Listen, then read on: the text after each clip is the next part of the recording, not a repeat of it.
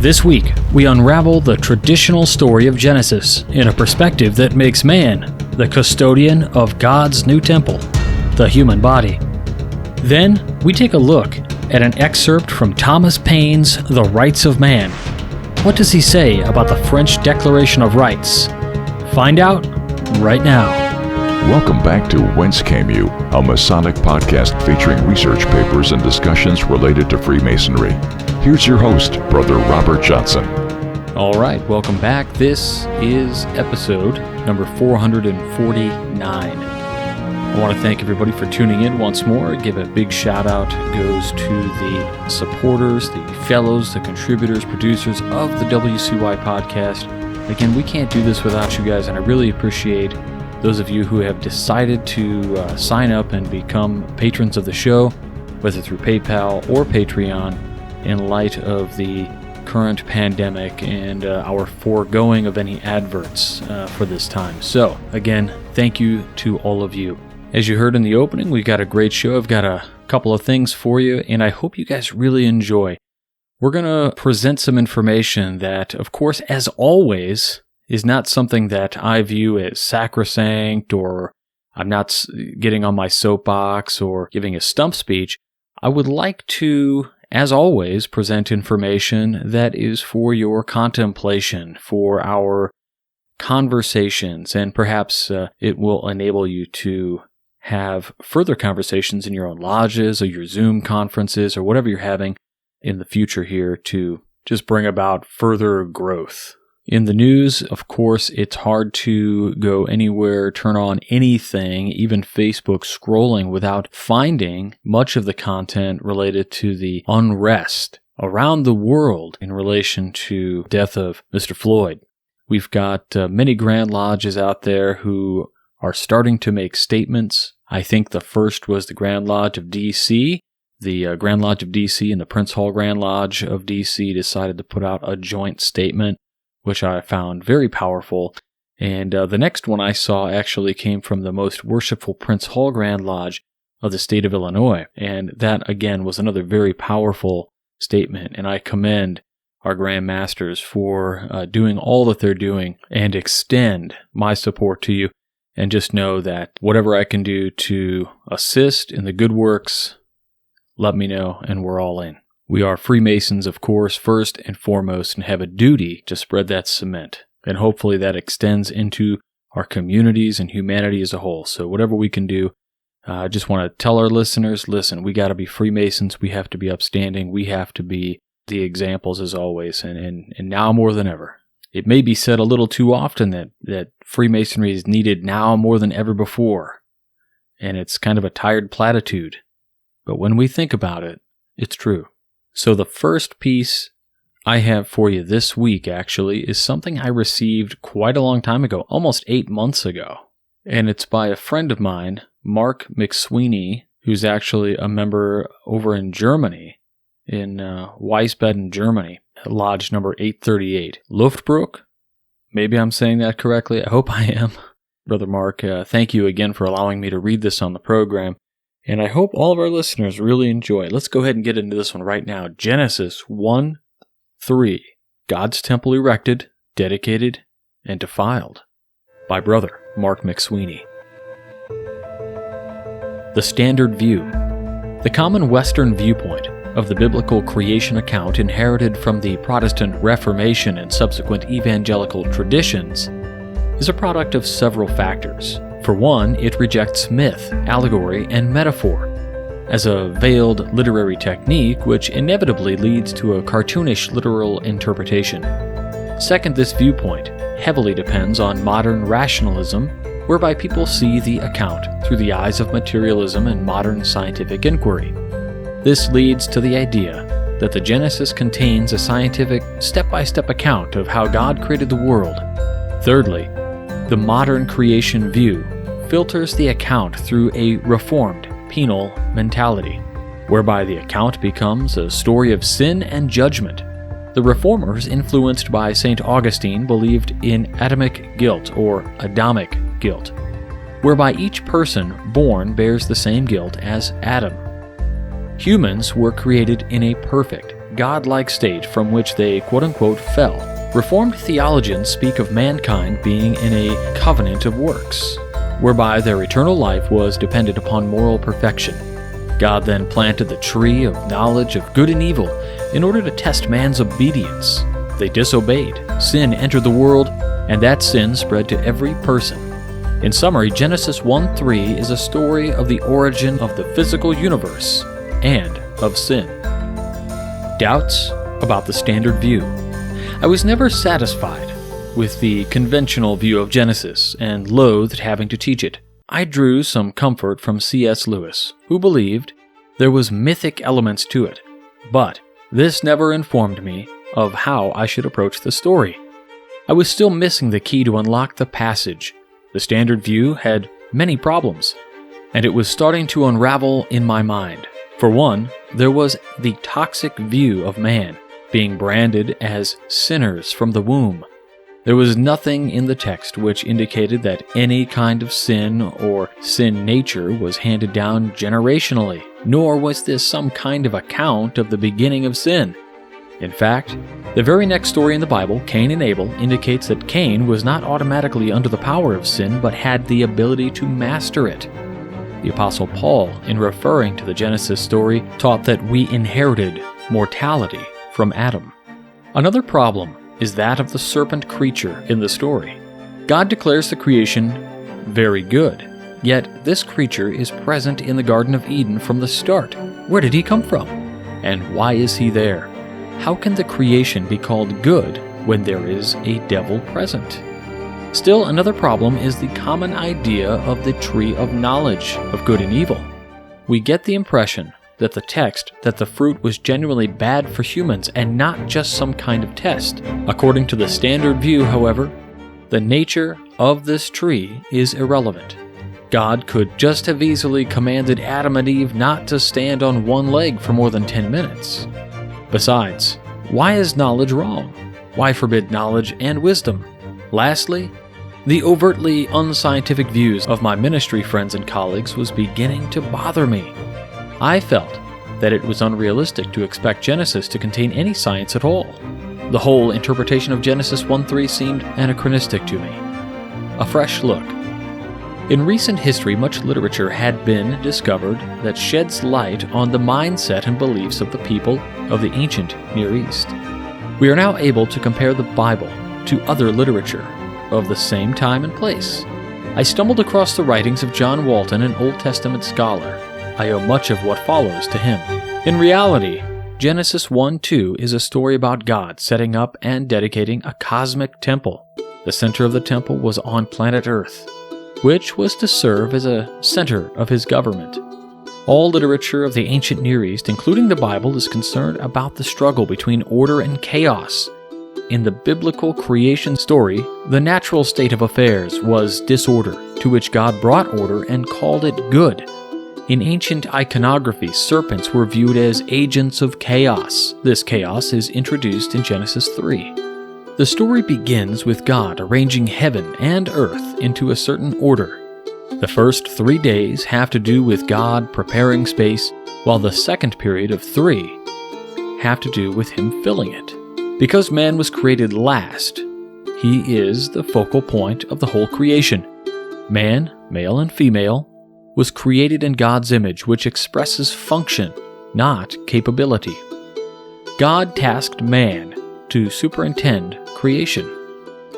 Most ancient temples' precincts are divided into 3 parts. Moving from the outside to the inside, there is the outer court, the outer sanctuary, and the inner sanctuary. Access to the sanctuaries, especially the inner sanctuary, was restricted.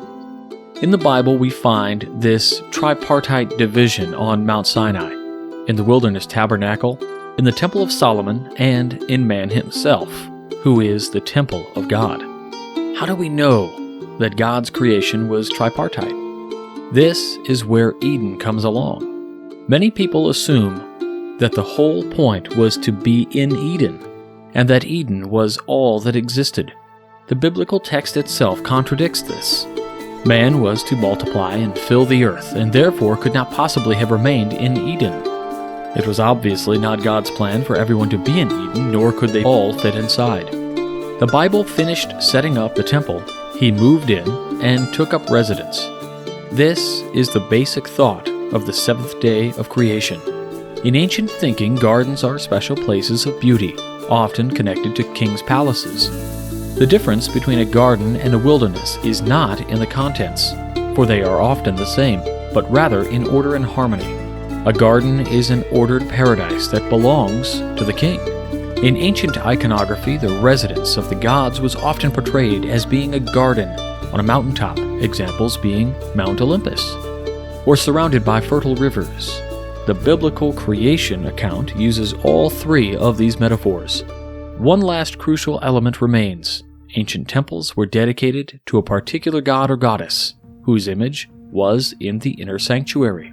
In the biblical account, God creates Eden and places man, who is made in his image, in the inner sanctuary. There can be no greater honor bestowed upon man, and this shows his importance, worth, and dignity. If Eden is the inner sanctuary and Adam was placed there, it logically follows that he served there as a priest. In fact, this is what the Bible actually says. Quote, "The Lord God took man and put him in the Garden of Eden to tend and keep it." End quote. Genesis 2:15. Both Hebrew terms are used elsewhere for the duties of the priests. Adam was tasked with taking care of sacred space. This also raises the possibility of there being humans who do not have access to sacred space. Clearly, not every person could have served in Eden. This is also perhaps a solution to a perplexing problem, which is an apparent contradiction between the two creation accounts of Genesis 1 and 2. Genesis 1 regards the creation and human race as a whole, while Genesis 2 is specific to Eden and those who serve there. Eden is the inner sanctuary, and the rest of the earth is the outer sanctuary. This is no disservice to the rest of humanity, for all are made in God's image. What about the serpent in the garden? If the garden was sacred space, how does he fit in? The noun form of nakash is often translated as snake, but this is clearly not a literal snake.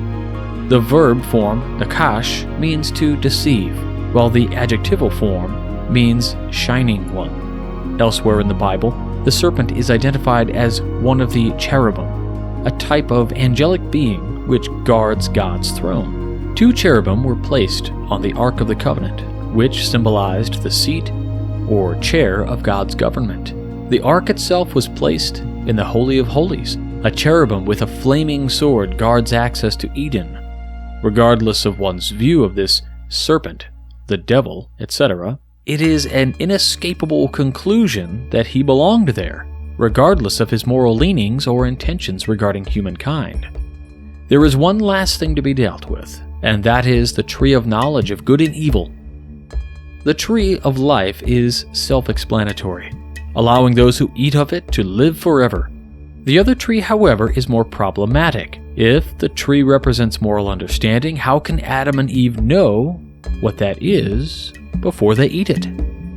Furthermore, it seems cruel of God to place it in the garden to tempt Adam. I then had an interesting idea. What if God placed it there precisely because man would eventually be allowed to eat it? Maybe the task of mankind was not to be morally perfect, but rather to learn and develop. If my 7-year-old daughter takes my car keys and goes for a ride, I would have to enact severe consequences. If she does the same thing 10 years from now, that would be totally normal. The concept of moral development saves God from being a monster and makes perfect sense of the text. The very term, knowledge of good and evil, is a Hebraism expressing maturity. Adam and Eve took something for which they were not yet prepared for. The fruit is linked to wisdom in the context, and wisdom could be a code word for esoteric knowledge. Putting it all together, Adam and Eve failed to follow protocol and profaning sacred space. The fruit was God's to give, and not theirs to take. Genesis 1:3 is not primarily a story about the origin of sin, but rather of the creation and defiling of sacred space. It would appear that the temples made by man later on harken back to this original cosmic temple and the cosmic order that it represented. Conclusion. What does this all mean about me becoming open to Freemasonry? I feel somewhat ashamed to speak of it since my ideas do not necessarily correspond accurately to the craft, nor is my knowledge as an entered apprentice complete, far from it. However, there were certain thought processes in my mind, and several obstacles were removed. 1. In learning about Freemasonry through various means, including the WCY podcast, I had an aha moment when I heard a reference to the Heavenly or Cosmic Lodge. I also remembered seeing a photo of the ceiling of the United Grand Lodge of England in London, which was decorated with various heavenly bodies. It seemed reasonable to me that the lodges are patterned after the original Cosmic Lodge. Suddenly, what seemed strange and pagan to me was biblical. 2. The value of man is clear in the biblical text, and the Masonic principles brotherly love, the brotherhood of man, etc., seemed to correspond well to it. When confronted with the unknown, I had a litmus test, which was how we view our fellow man. 3. Writers such as Manly P. Hall have often mentioned a two-track method of the ancient mysteries, greater and lesser mysteries, etc. It was difficult for me to understand how there could be two systems, and why there needs to be secrets. Why not be open and have just one? One passage in the Gospels which I have tried to explain away for decades was where Jesus quote-unquote hid certain things from the public using parables. Now I could no longer ignore that. In Genesis 1:3, there seemed to be two kinds of people, those who were in Eden and those who weren't. This gave me the framework to accept a two-track system without having to look down upon or denigrate the profane. 4.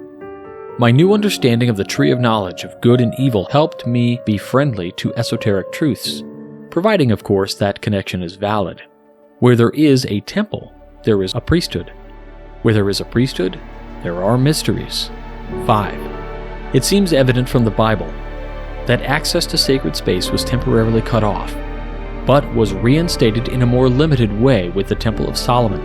However, I was often baffled and intrigued with the connections of some of the biblical characters with various quote-unquote pagan priesthoods. Abraham paid homage to the Canaanite priest Melchizedek.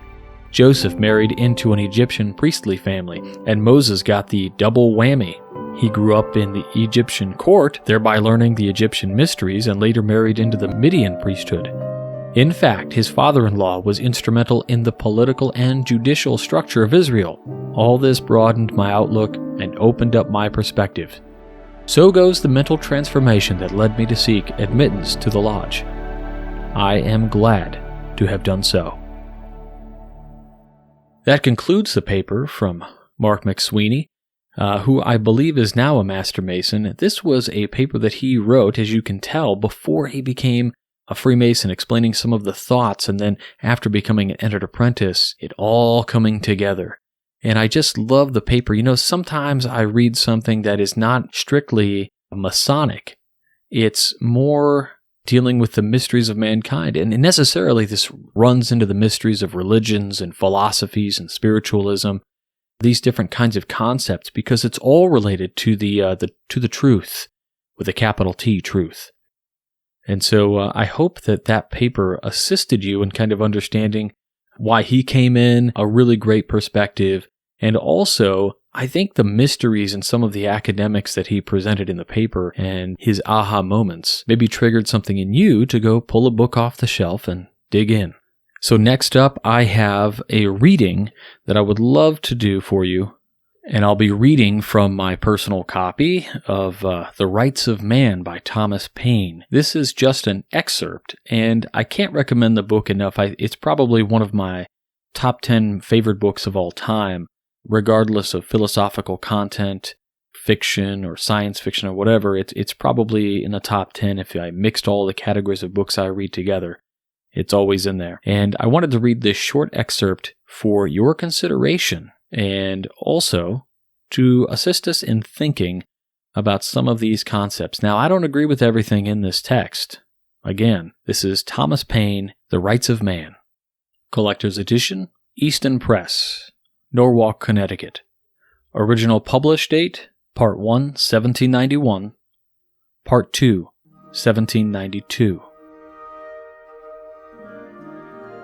Declaration of the Rights of Man and of Citizens by the National Assembly of France. The representatives of the people of France formed into a National Assembly considering that ignorance, neglect, or contempt of human rights are the sole causes of public misfortunes and corruption of government, have resolved to set forth in solemn declaration these natural, imprescriptible, and inalienable rights, that this declaration being constantly present to the minds of members of the body social, they may be forever kept attentive to the rights and their duties, that the acts of the legislative and executive powers of government, being capable of being every moment compared with the end of political institutions, may be more respected, and also that the future claims of the citizens, being directed by simple and incontestable principles, may always tend to the maintenance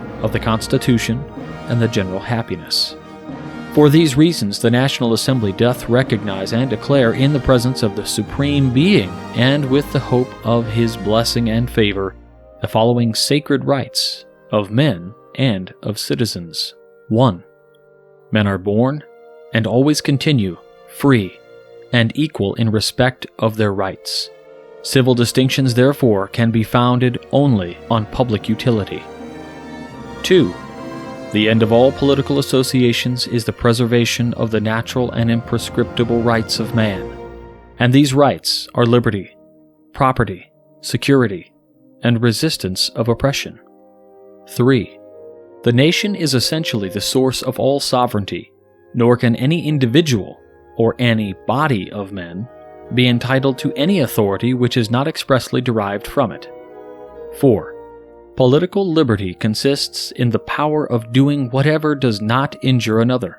The exercise of the natural rights of every man has no other limits than those which are necessary to secure to every other man the free exercise of the same rights, and these limits are determinable only by the law. 5. The law ought to prohibit only actions hurtful to society. What is not prohibited by the law should not be hindered, nor should anyone be compelled to that which the law does not require. 6. The law is an expression of the will of the community.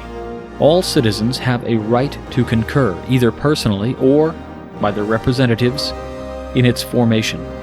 It should be the same to all, whether it protects or punishes, and all, being equal in its sight, are equally eligible to all honors, places, and employments, according to their different abilities, without any other distinction than that created by their virtue and talents. 7. No man should be accused, arrested, or held in confinement except in cases determined by the law, and according to the forms which it has prescribed. All who promote, solicit, execute, or cause to be executed arbitrary orders ought to be punished, and every citizen called upon or apprehended by virtue of the law ought immediately to obey, and renders himself culpable by resistance. 8. The law ought to impose no other penalties but such as are absolutely and evidently necessary, and no one ought to be punished, but in virtue of a law promulgated before the offense, and legally applied. 9. Every man being presumed innocent till he has been convicted, whenever his detention becomes indispensable, all rigor to him more than is necessary to secure his person ought to be provided against by the law. 10. No man ought to be molested on account of his opinions, not even on account of his religious opinions, provided his avowal of them does not disturb the public order established by the law. 11. The unrestrained communication of thoughts and opinions being one of the most precious rights of man, every citizen may speak, write, and publish freely, provided he is responsible for the abuse of this liberty, in cases determined by the law. 12. A public force being necessary to give security to the rights of men and of citizens, that force is instituted for the benefit of the community and not for the particular benefit of the person to whom it is entrusted. 13. A common contribution being necessary for the support of the public force, and for defraying the other expenses of government. It ought to be divided equally among the members of the community according to their ability. 14. Every citizen has a right, either by himself or his representative, to a free voice in determining the necessity of public contributions, the appropriation of them and their amount, mode of assessment, and duration. 15. Every community has a right to demand of all its agents an account of their conduct. 16. Every community in which a separation of powers and security of rights is not provided for wants a constitution. 17. The right to property being inviolable and sacred, no one ought to be deprived of it except in cases of evident public necessity legally ascertained and on condition of a previous just indemnity. Thomas Paine's Observations on the Declaration of Rights. The first 3 articles comprehend in general terms the whole of the Declaration of Rights. All the succeeding articles either originate from them or follow as elucidations. The 4th, 5th, and 6th define more particularly what is only generally expressed in the 1st, 2nd, and 3rd. The 7th, 8th, 9th, 10th, and 11th articles are declaratory of principles upon which laws shall be constructed, conformable to rights already declared. But it is questioned by some very good people in France as well as in other countries whether the 10th article sufficiently guarantees the right it is intended to accord with, besides which it takes off from the divine dignity of religion and weakens its operative force upon the mind to make it a subject of human laws.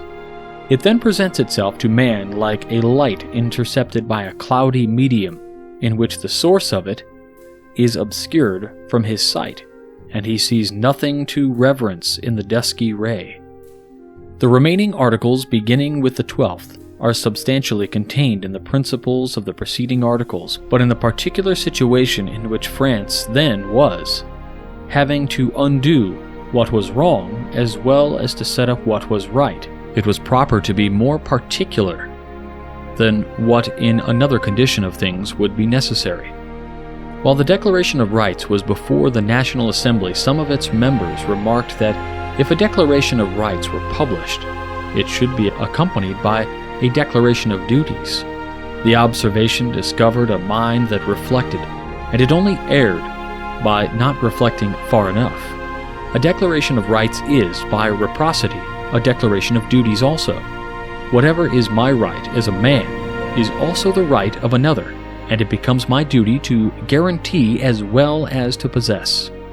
The 3 first articles are the base of liberty, as well individual as national, nor can any country be called free whose government does not take its beginning from the principles they contain and continue to preserve them pure, and the whole of the Declaration of Rights is more value to the world and will do more good than all the laws and statutes that have yet been promulgated.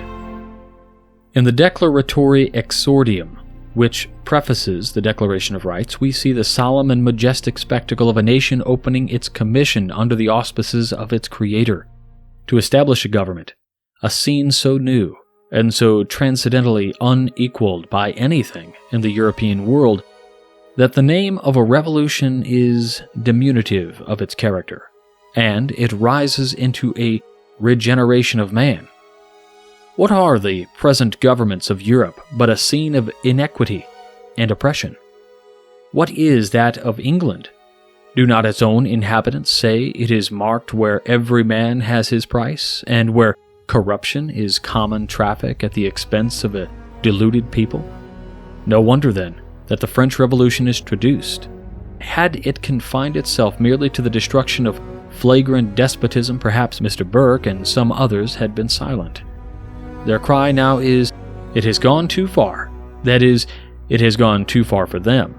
It stares corruption in the face, and the venal tribe are all alarmed. Their fear discovers itself in their outrage, and they are but publishing the groans of a wounded vice. But from such oppression, the French Revolution, instead of suffering, receives an homage. The more it is struck, the more sparks it will emit. And the fear is it will not be struck enough. It has nothing to dread from attacks. Truth has given it an establishment, and time will record it with a name as lasting as his own. Having now traced the progress of the French Revolution through most of its principal stages, from its commencement to the taking of the Bastille and its establishment by the Declaration of Rights, I will close the subject with the energetic apostrophe of M. de Lafayette. Quote, "May this great monument, raised to liberty, serve as a lesson to the oppressor and an example to the oppressed." End quote.